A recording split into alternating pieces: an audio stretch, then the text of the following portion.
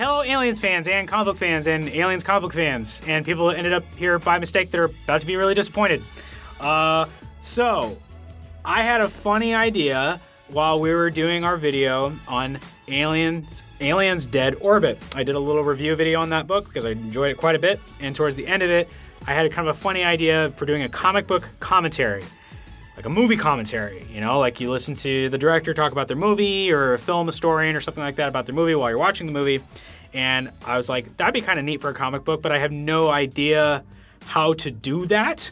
But are you guys interested in that? And enough people said that they were, that we were going to do it. We kind of struggled with finding a good way to do it, but we eventually, I think, figured it out. And I'm going to kind of show you what it is that we came up with. We or me? Well, actually, this was my idea. You had to make it work, but this was my idea. Yeah. Yes. I made it work. I'm in front of the camera. I get to say whatever I want. Okay, so what I have here is a tablet, and you're not going to see me. You're going to see, we're going to have this actually hooked up. You're going to see only what's on the tablet. You know, like Madden? Like, we're going to talk about football. We're going to do. Big old big cat, you got all this stuff going. You go whap, whap, whap, whap. That's more than encroachment. Actually, that was a terrible impression. I don't know how to do fucking Madden. But you know, like when he's doing football and you watch the little screen and the little circles and X's and they say, like, watch, the quarterback's going to go. It's going to be kind of like that. It's going to give me an opportunity to zoom in, you know, on a specific piece of artwork that I want to show you. Or if I want to be like, hey, look at this thing, like right here. And notice how it's pointing over here. And, you know, like things like this if I want to. You know, I don't know. Is that legal on YouTube? I have no idea. So as far as what I'm going to talk about, I'm not going to talk about every single page because if you watch our Aliens Dead Orbit video, I pretty much go into a lot of detail for just like the first 8 pages. That was kind of the point. I wanted to just show just the first 8 pages. Look at how great these are, you know, but I didn't want to spoil the book so people could go check out the book. But now if you've read the book and you're interested in my thoughts on it, this way I can kind of go through it and show you some of the neat things that the book is doing, and I don't have to worry about a theme or like, oh, specifically we're going to talk about how this comic book does this thing. I'm just going to talk about whatever. If it's artwork, I'm going to talk about artwork. If it's writing, I'm going to talk about writing as I go. Now, this is the twist. So there's the video, there's the Aliens Dead Orbit video you can watch that talks about the kind of book in general, but does specifically talk about the first 8 pages. What you're about to watch in this video is going to be me talking about the rest of just that first issue. So I'm going to pick up where the video left off, and with whatever the page that is, it's like page 8 or 9, and I'm going to talk about the rest of that issue in as much detail as I can muster. And if you like that and you want more, you're going to have to join our Patreon, which is not... Oh, you clicked off the video. Come back. No, if you clicked off the video, you didn't hear me say that, so it doesn't matter. Don't click off the video. Don't. Okay. The other thing that's not going to work is me just actually throwing the page up on the screen while I talk, because really all I'm doing is what sometimes people get mad at us for not doing. They end up at one of our videos and go, why are they talking? This is bullshit. I just want to read the comic book. I mean, that's basically pirating. Like, we're just taking the thing and throwing it up. You know, somebody would just mute me. And they can just like fast forward to the video and then they get to read the comic book for free. The other thing too is that by not just like having it sit on YouTube, we can be a little bit safer in terms of, you know, copyright stuff, even though I don't know why anybody would be mad at me for promoting their book and saying how awesome it is. But, you know, that's a whole other thing. So, yeah, first issue's here. If you want to check out the rest, go ahead to our Patreon and check us out there. It's super easy. You can we're not going to make this like a weird expensive tier or anything like that. You can join the lowest tier that we have, which is $1, and it's not even $1 per month or anything. It's just $1 whenever we put out a video, and sometimes we go months without putting out videos, so you're really going to save money on our Patreon. And eventually, when I'm all done and it's been up there for a while on Patreon, if you really want to watch it and you just can't afford it, or fuck you, to us, fuck us, you know, I totally get it. We'll have that content available down the line, but I don't know when, on the YouTube page. But if you want to watch... For many, many months. It won't be for a long time. So if you do want to check this stuff out, if you feel like our Patreon page has just been like kind of a desert with the exception of, outtakes, which I still think are really enjoyable. This is some meaty content for, especially those who have been supporting us for a long time. We want to give you guys some stuff that is specifically for you that isn't just like, jerk off like extra content. This is some actually cool stuff. Issue 1 is for free. If you want to, if you like it and you're into the idea of this kind of strange commentary format that we're going to do, if you want to check out issues 2, 3, and 4, it was a 4-issue series. For that stuff, you will have to go follow us over on Patreon to access it in the immediate future. So without further ado, let's continue talking about this awesome comic book, Aliens Dead Orbit. Okay, everybody, welcome to the Aliens Dead Orbit comic book commentary. I've never seen a comic book commentary or heard one before. It probably exists, but I can't be the first person to ever do this, but I'm the first person that I know that I've seen that's done this. And so here we go, Aliens Dead Orbit. Ooh. Okay, I am not going to spend too long on this page, the cover, or anything else, because I already talked about this in our other video. I went into a lot of detail in the first 8 or 9 pages of this series because I didn't want to spoil it. I wanted people to read it. So if you're interested, if you're watching this for the first time and you've not watched any of the other Dead Orbit video, go back and watch that because I'm going to skip over the whole introduction. Okay, and this beautiful cover. This gorgeous cover here. Yeah, very nice. Okay, all right, so just real quick, zooming past the alternate covers here for the first issue. This one is by Jeff Darrow. He is one of my favorite artists. He is an absolute fucking rock star. He does very hyper detailed work.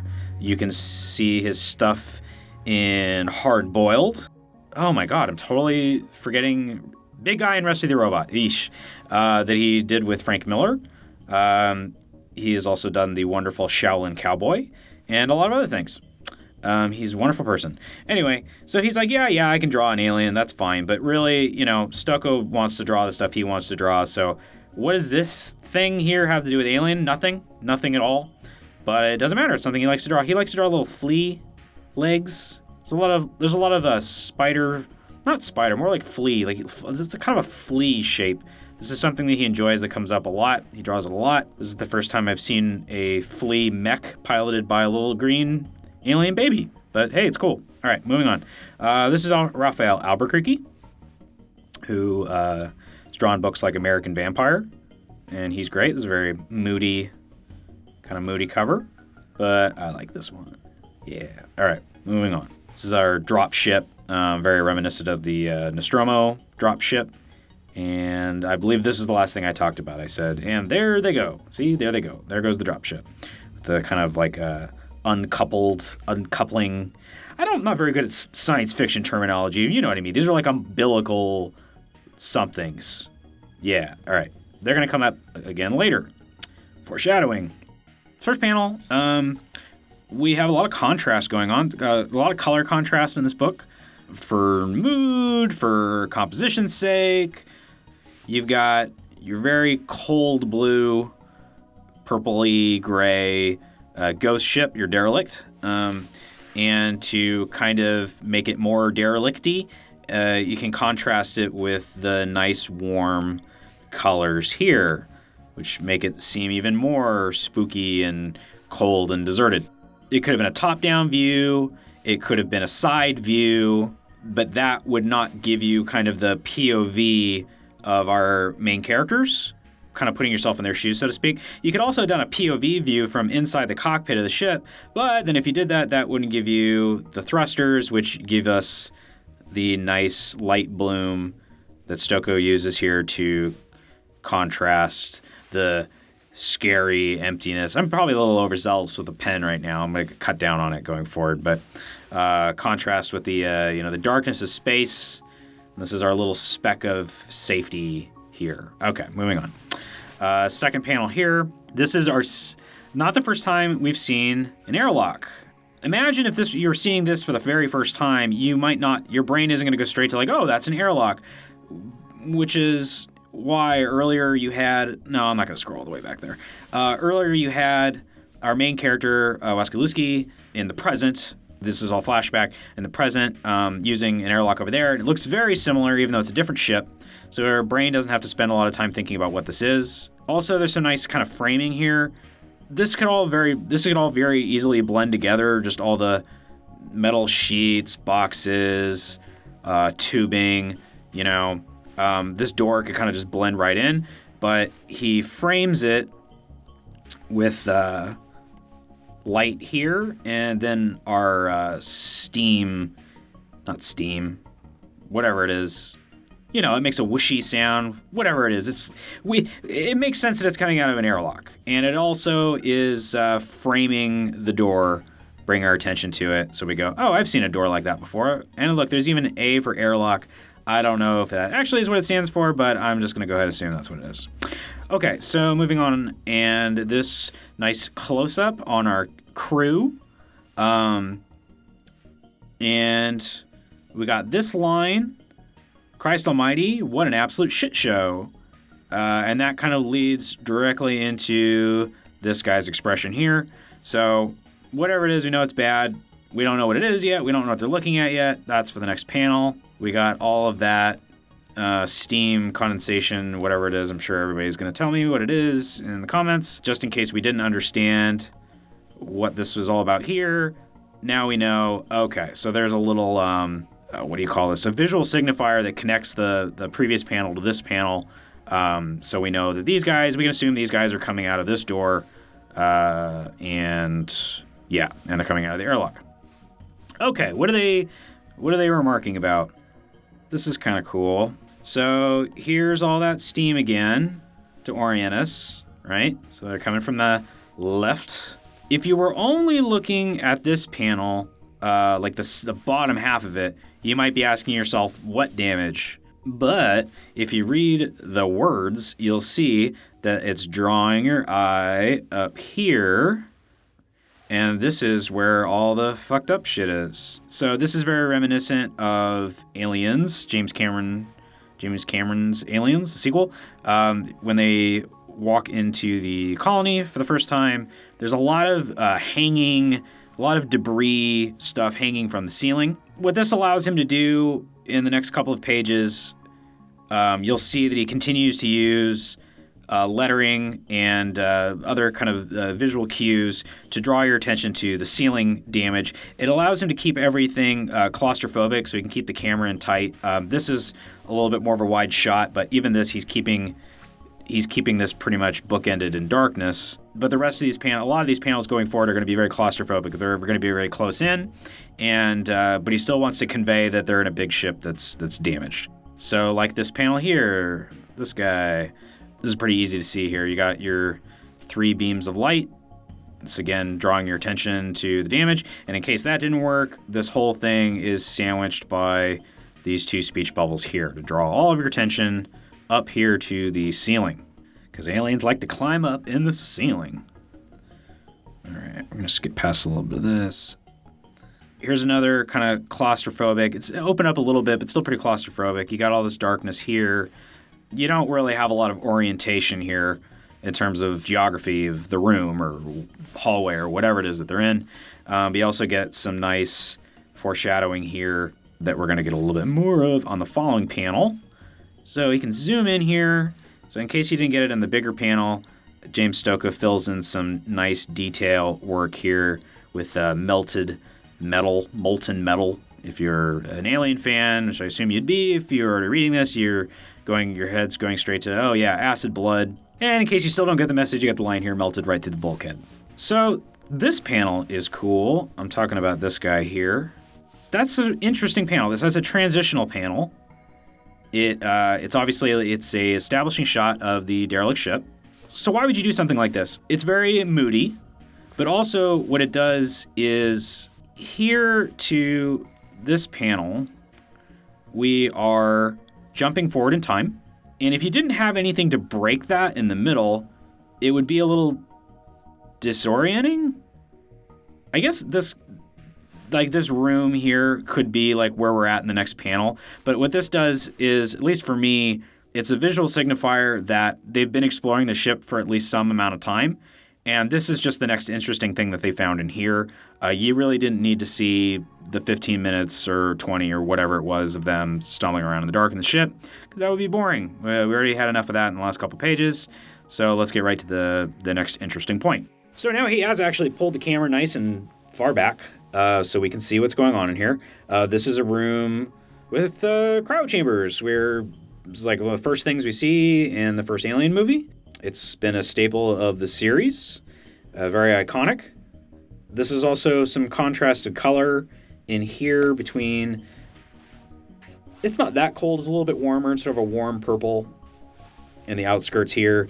But this is this nice warm yellow, like a warm bath. Just like a faint candlelight almost, or a dimly lit bulb. You know, just very safe, warm, like a womb. And these guys all in their bulky spacesuits. Okay. So here you got some more contrast. This is some cool composition here where the cryotube is actually creating this dividing line in the panel. Obviously we know that's the cryotube, but it's also sort of like separating this gentleman here from the horror that awaits him outside, whatever that horror might be. This is a good line here, too. He says, I count 5 different rigs shoehorned into one. Doubt if half this boat still has its original components. So that's a good line that gives us a lot of information. It tells us that this ship has been around the block a few times. It's not, some top-of-the-line government or military rig or corporate rig or anything like that. Yeah, it's a real rust bucket. Which that theme continues on here with this regular ship of Theseus line. I'm going to try to talk about this real quick because it's pretty nerdy. So Theseus is the Greek hero who saves Athens. He goes to fight the Minotaur in the labyrinth, kills it.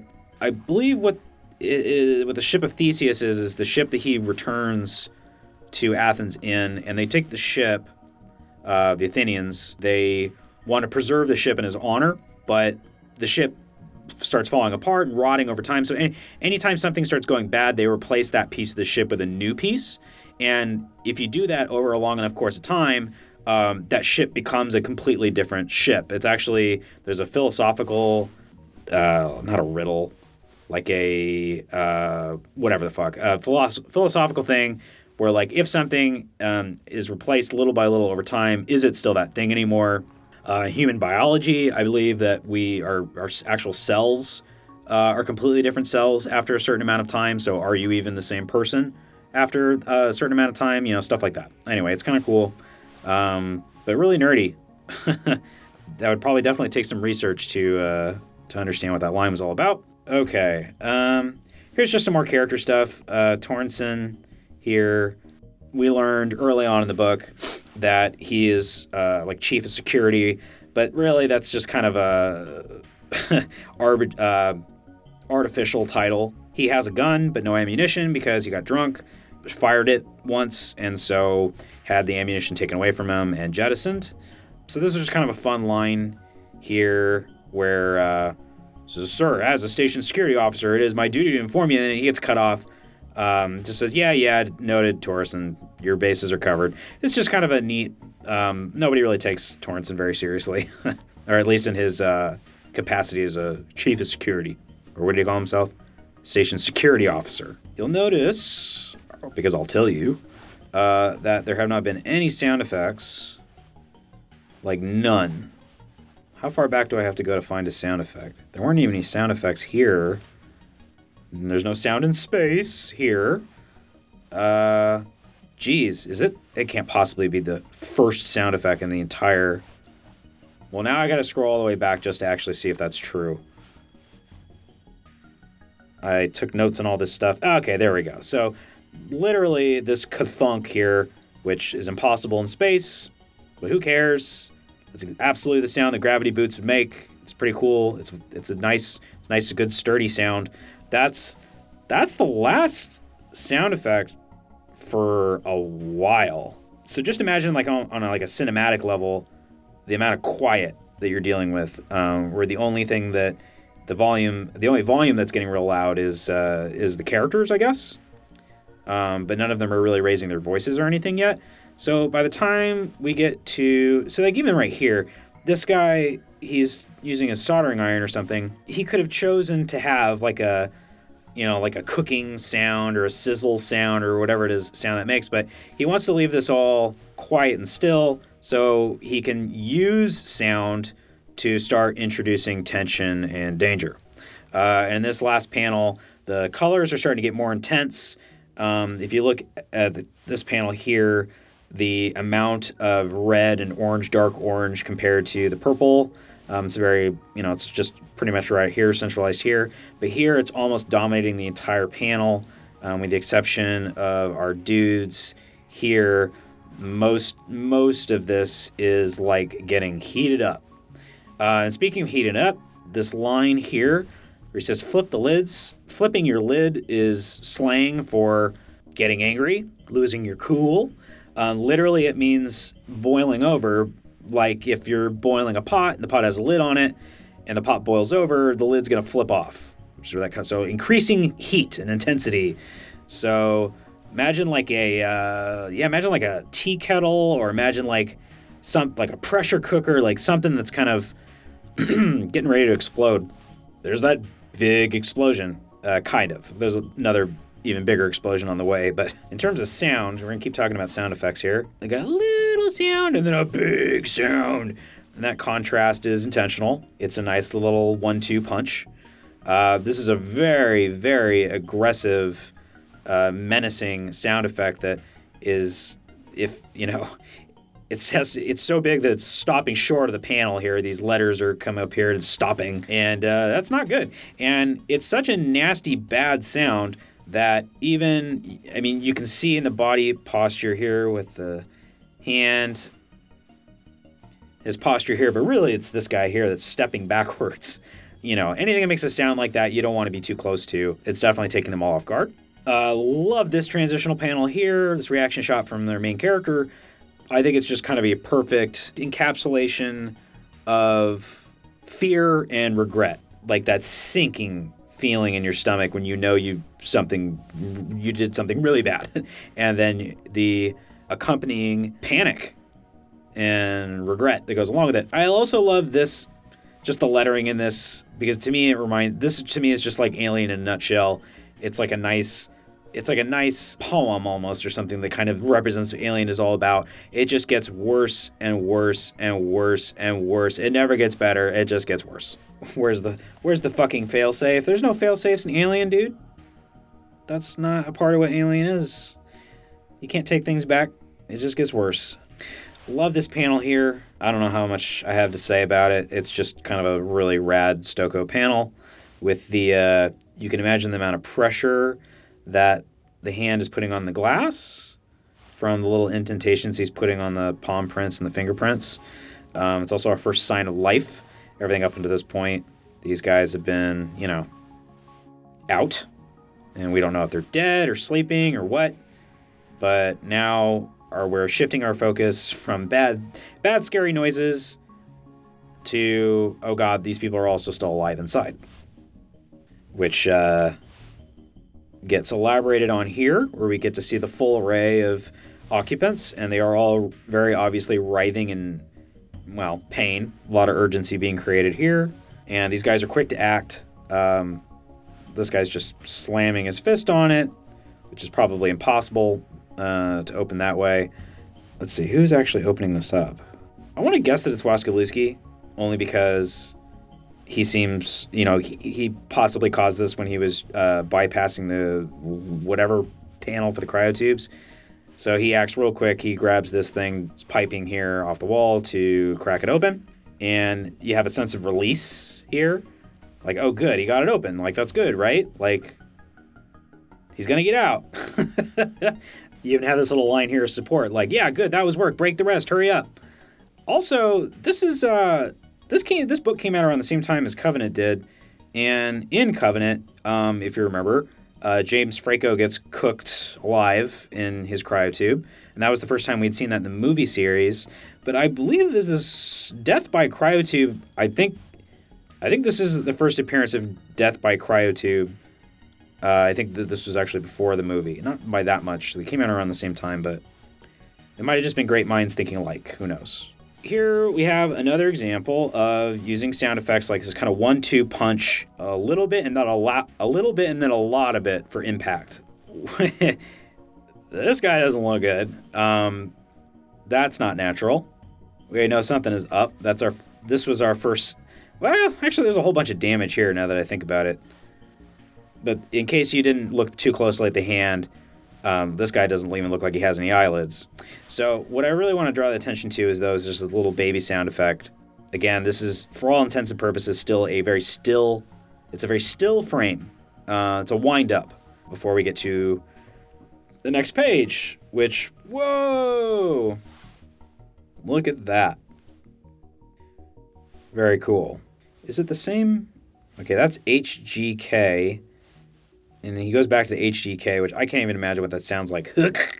Like a choking, maybe? Kind of a choking, that's what I get from it. But the discrepancy here, the contrast here between these, it's very violent. Like quiet and then loud, quiet and then loud. Well, what do you say about this panel? It's just fucking great. Tons of movement, tons of energy. You see, this is a lot of Stoko's manga influence here with all these speed lines. He totally gets rid of the background because we don't need any of that. This is all that matters. This lunge. It's very cool. This is nice little details. In addition to the smoke, if you look closely, there's these little bits of his body that are just kind of flying off of him. It might be, rather than a burning thing, this might be like a liquid nitrogen kind of situation. Like I can imagine these are cold frozen bits of his back that are just kind of cracking off, much like the cracking glass here. I think this is pretty cool. Stoko is taking something that is very fundamentally alien, that's already pretty iconic, like the cryotubes, and making it new. Like I hadn't seen this before. This is one of the most grotesque things in the book. I think this is almost like Stoko's own chest-bursting scene in terms of the pacing of the horror. This is the first big gross thing that you're shocked with. And this second panel here, again, going back to all three of them, it's sort of like what he did between this panel and this panel, where we can see it's not an isolated incident. It's happening to all these guys. This is sort of this is also sort of a transition from like a threat, because this is dangerous. This is somebody being attacked, to, threat, but also just like atrocity, just like a horrible, gruesome, awful thing that's happening to people. And these guys are pretty shook up. You got Doc here saying, "It'll be all right, it'll be all right." He's saying that to this person, but really I think he's just saying it to himself. It's a pretty messed up situation.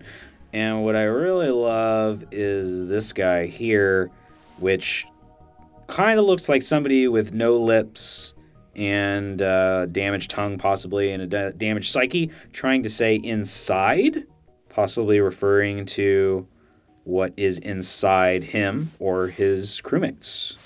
So some nice little foreshadowing there if you're paying attention to the lettering. And there it is again. Okay, so this panel is another really rad transitional panel that repeats itself throughout the series. This kind of connection between the main character and debris and the space station. It's cool for a couple different reasons. This is basically, he's quote unquote remembering all of this nasty shit that happened here before. He's thinking about it wide-eyed in horror. Also, this is sort of a visual metaphor, this whole thing here, for the character sort of like losing his shit, falling apart. Also, just things are falling apart in general. It's a good visual motif for, what's the bad shit that's continuing to happen in the story. Look at this. This kind of looks like a cross. Maybe there's some kind of religious... No, I'm just kidding. All right. Why was this stuff cool, Ryan? What kind of notes did I take here? You got to bear with me a little bit because this was... read this and took a bunch of notes months ago. We were meant to do this much earlier, but since the Hellboy trailer came out and that sort of blew up our channel for Hellboy content, we kind of had to keep riding that train for a little bit. So I'm kind of revisiting this and looking at my notes and trying to remember what I had to say about it. So I apologize for all the uhs and ums and pauses. So also, because you're not tired of me talking about color yet, right? Reds, oranges, right? Light colors, intense colors, heat, and, you know, a little bit of, okay, so we transition now to that softer yellow, the sort of candlelight yellow, and now by the time we get down to the end here, we're back to very dark, cold, still purples, blues, so on and so forth. And that helps too with just making sure our brain realigns to know that we're no longer in that flashback. We are back to the present storyline.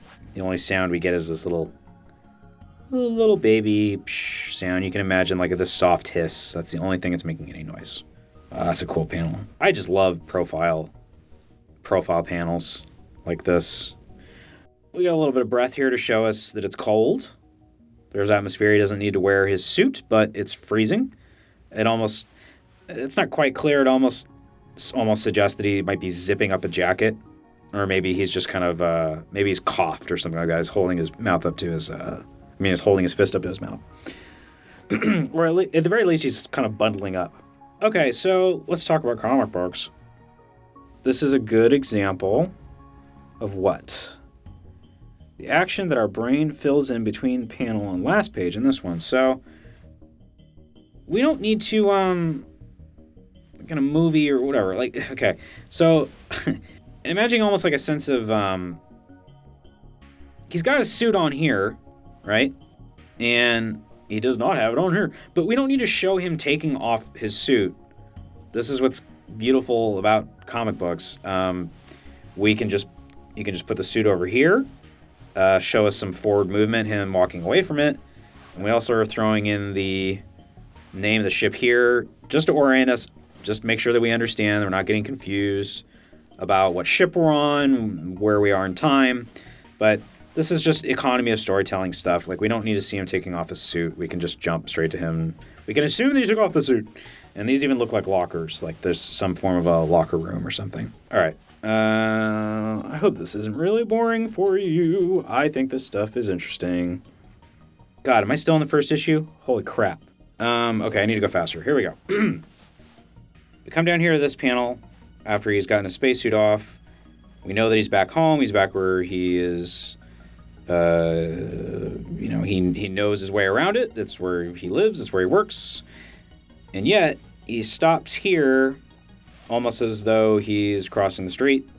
This is just a kind of a neat way to show us, you never think twice about walking around your house or walking around your place of business or a place of where you work, your job. But he's thinking twice now. You can't just walk around corners anymore without thinking about it. The next couple pages is sort of a neat play on the scene from the first Alien where Ripley has made it onto the lifeboat and the xenomorph is in there with her, but it's sort of camouflaged, it's sort of hiding in plain sight, just the wall, the machinery of the ship. And it's not until it moves that she notices it.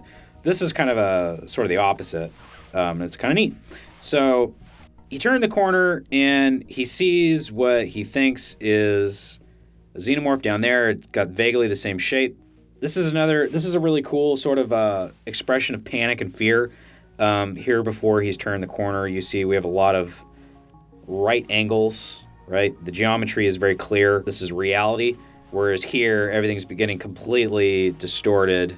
And what this is doing is it's also this in addition to the speed lines, his breath even, and the sound effect is just all drawing your attention here, down to the end of the hall, to the point where everything is fading out of focus, and it's just this threat that has pulled all of your attention. He thinks he's seen an alien, obviously here, turns back around. This shot kind of pulls back to kind of sort of orient us, show us that he's been turning his head around the corner to look down this hallway. And this next page, this is sort of Well, this is my impression anyway. So here you see a difference in color again. We have an introduction of some warmer color here. And also the term life support. That sounds pretty good. Reminds us of safety. I love this. The sound effect is coming. It's like coming from around the corner to orienting us where we are, reminding us where the sound is coming from. And this transitional panel here, where he's sort of steeling himself to turn around the corner.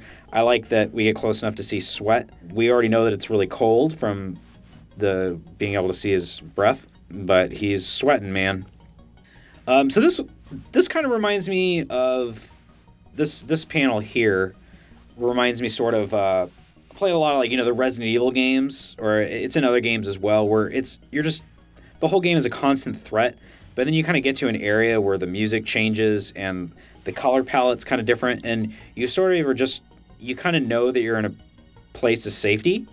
That's sort of the kind of what I get here from the life support. Okay, so in this following panel, again, we have almost like you can imagine like a wafting of like a smell, almost leading the character down the hallway. But it's a really neat way to use. James Stokoe is just really great with lettering for sound effects. And of course, what he was looking at is, just a very, very specifically shaped piece of machinery. Yeah, it's not actually a threat, but it is a threat. And we'll see that in this page here. So what I love about this panel is it's sort of a camera from inside, perspective from inside the damaged wall facing out, and it frames him with the silhouette of all this jagged, broken, everything, just debris. And it's sort of like, the alien is the threat, but the ship itself is also a threat. It is threatening him, the vulnerable thing in the middle of the panel, because while the alien is the thing that'll kill you, the ship is the thing that will make loud noises that will draw the attention of something dangerous, which is what happens. He's so scared that he drops his box here. We have that right here in the foreground in the middle of the frame to draw our attention to it. And this is not our first time seeing a barricade. We saw it earlier. It was foreshadowed earlier, so that's kind of nice. We've seen it before. And also kind of another reminder of James Cameron's Aliens, with the barricades that they set up their last stand. Okay, so here's some just kind of 101 perspective stuff. We see him from the back here. Camera changes to in front of Waskoliski, so we can see what's going on behind him. A lot more of those panic speed lines.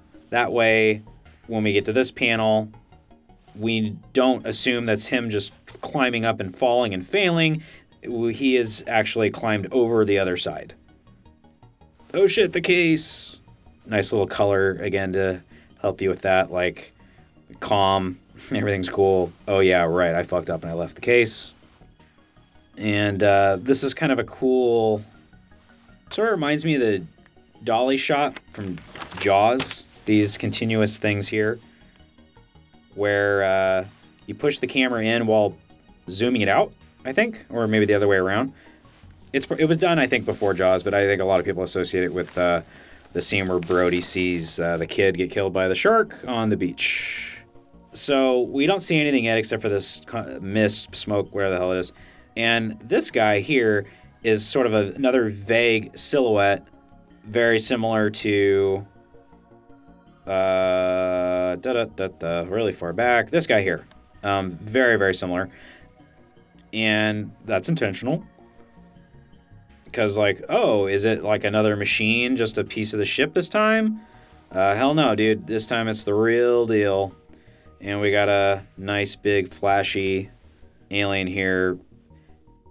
The box right by it, setting up some very clear stakes for the next issue, which that's going to be it for this one. I don't have much more to say about this first issue. I think I said way too much. This is way too long. I need to make the other ones a little bit shorter. I think I know how I can do that. Thanks for watching, and if you want to check out my commentary on the rest of the issues, you can head over to our Patreon page to see that stuff. All right. See you in the next issue.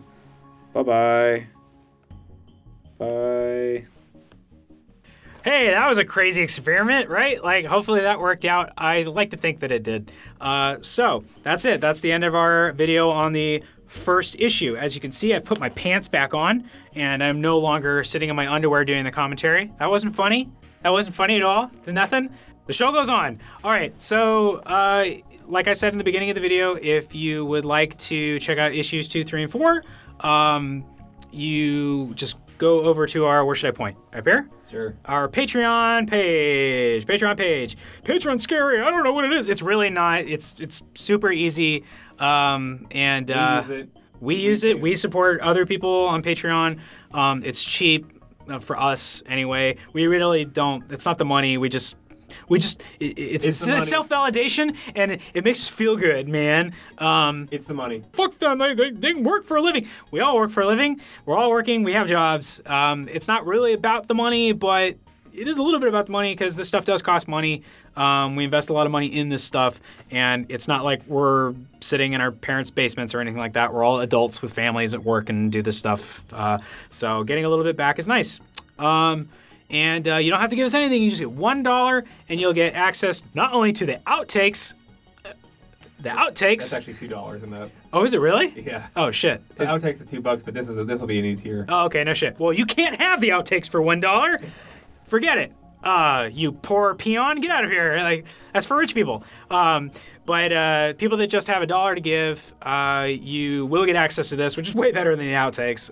It's actually some pretty cool content. And like I said before, I'm just reiterating everything. If you absolutely don't want to do this, that's fine. This content will be available down the line, but I don't know when. It's going to be exclusive to patrons on Patreon.